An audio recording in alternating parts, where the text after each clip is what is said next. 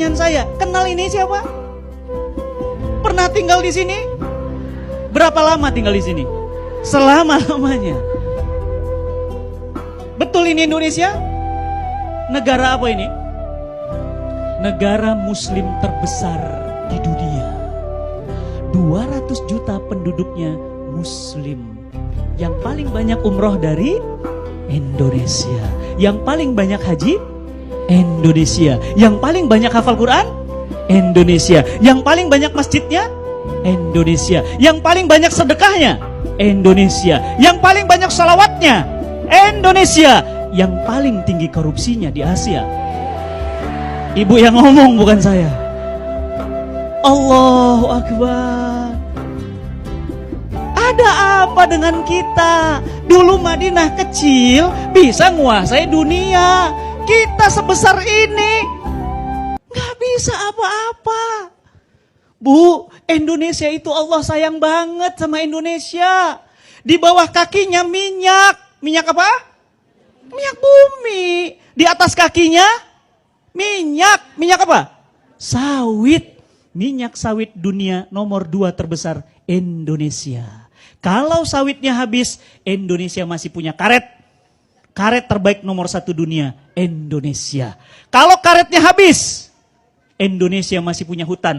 Indonesia 5 terluas hutan di dunia. Kalau hutannya habis, Indonesia masih punya laut, ikan yang gak ada habisnya. Pernah gak belanja ke pasar? Maaf, ikan habis.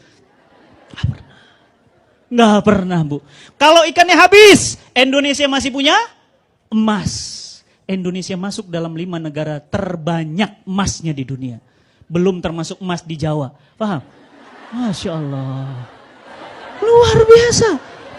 Serius, gede-gede kata si ibu. Udah gede, hitam kumisan lagi, Bu. Masya Allah. Emas, Bu. Indonesia negara terkaya. Bu, mohon maaf. Saya sudah keliling Indonesia kisi kajian. Nggak ada negeri secantik Indonesia. Ibu tahu Jepang? Jepang, punten. Mungkin di sini ada yang lulusan Jepang atau pernah ke Jepang. Jepang itu nggak punya minyak, Ibu. 1 liter pun mereka nggak punya minyak. 1 liter pun mereka nggak punya minyak. Tapi Jepang termasuk negara pengekspor minyak. Indonesia, negara 5 besar pemilik minyak. Tapi selalu mengimpor minyak. Malu kita. Malu kita. Belajarlah dari negara-negara lain, Ibu. Malu. Ya, lihat Indonesia. Kenapa negaranya tidak jadi negara hebat seperti Madinah? Oh, karena Madinah kan ada Rasulullah, Ustadz. Oke, kalau begitu kalau memang Madinah hebat karena Rasulullah, mestinya ketika Rasulullah wafat, Madinah hancur. Faktanya makin hebat. Lihat. Kenapa Indonesia menjadi negara yang terpuruk? Lihat, 50% jamaah haji Indonesia tidak bisa baca Quran. Oh Allah, andai syarat berangkat haji bisa baca Quran, batal berangkatnya. Lihat, 53% Muslim Indonesia tidak bisa baca Quran. 53%. Andai Nabi hadir hari ini, Nabi akan menangis. Kenapa? Malu ngelihat Indonesia, Ibu. 100 juta penduduk Indonesia tidak bisa baca Quran. Pantas kita hancur-hancuran.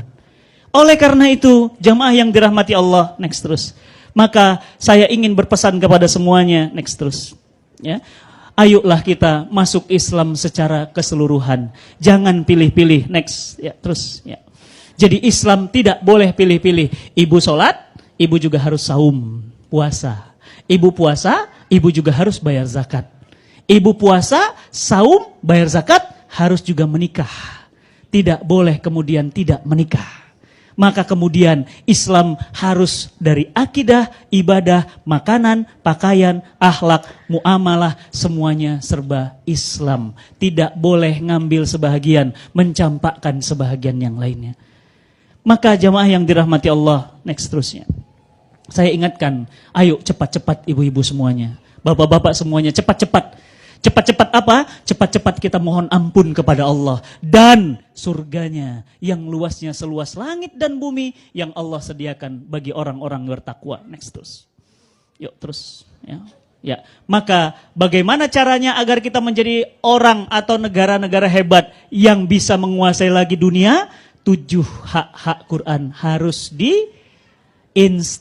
Hak yang pertama, diimani.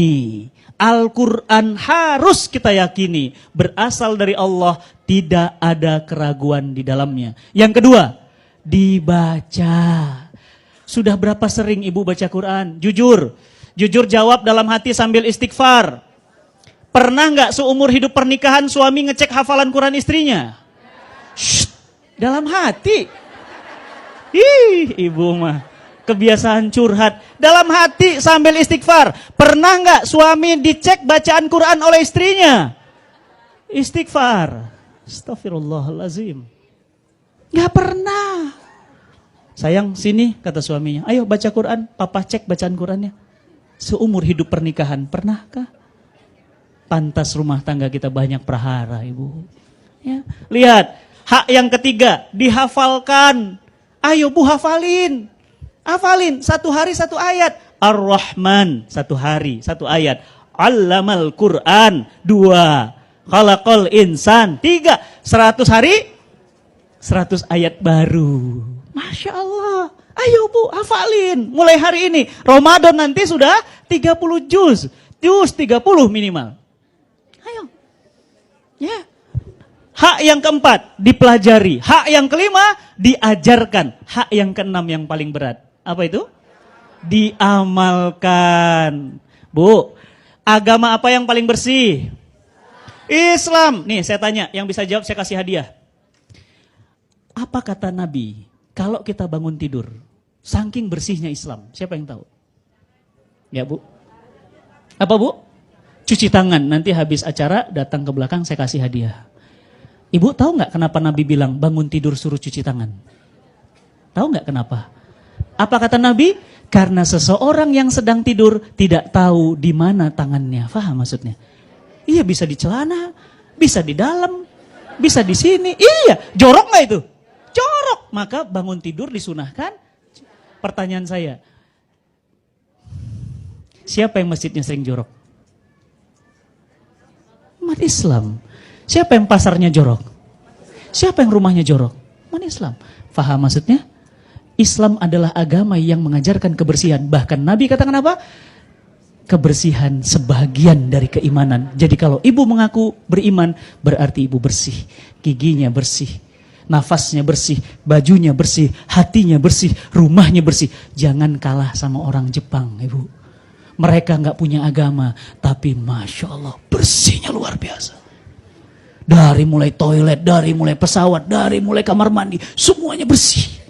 Luar biasa. Mau cari tong sampah, dia bilang, maaf di sini nggak ada tong sampah. Kalau mau ambil, masukkan tas nanti dibuang di rumah. Jadi yang Islam siapa bu? Orang Jepang.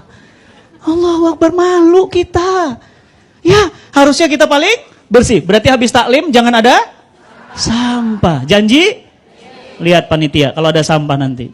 Insya Allah. Oleh karena itu, lihat, diamalkan. Paling berat. Allah bilang apa? Jangan dekati zina, masih dekatin zina. Jangan makan riba, masih aja mobilnya riba, rumahnya riba. Diamalkan. Yang terakhir, mohon maaf, ini yang paling tinggi dan paling berat. Apa itu? Diperjuangkan. Kalau sudah sampai level diperjuangkan, siap-siap dibatalkan kajiannya. Siap-siap di-cancel jadwalnya. Kalau sudah siap-siap, berarti apa? Nyawanya juga siap-siap dihilangkan. Kenapa? Perjuangan Quran tidak mudah.